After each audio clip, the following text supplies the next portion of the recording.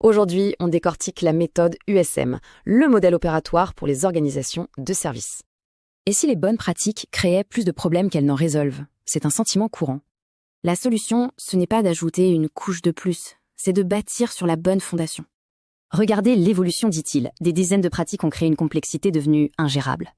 On parle beaucoup de capacité, mais sans modèle opératoire, ça reste juste des idées en l'air. Résultat, cette accumulation de pratiques mène tout droit à la fragmentation et à l'inefficacité.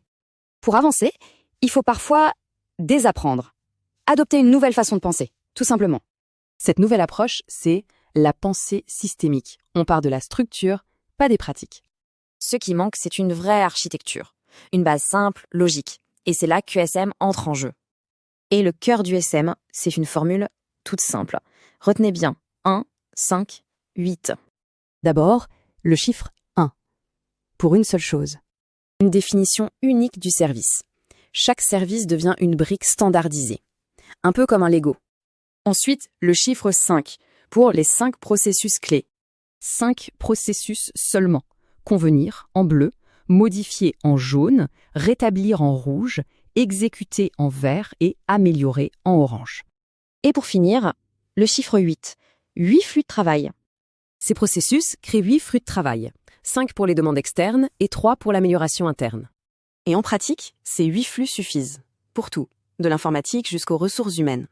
La formule 1-6-8, c'est ça, le modèle opératoire universel. Le système de gestion qui manquait.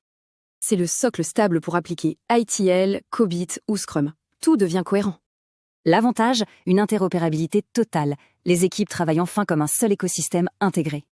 Avec cette fondation, une stratégie de gestion des services d'entreprise devient enfin possible et durable. Alors, comment faire pour prendre le contrôle? Comment appliquer cette méthode si simple?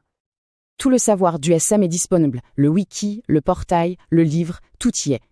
Et ça nous laisse avec une pensée. Et si la gestion des services pouvait être simple finalement?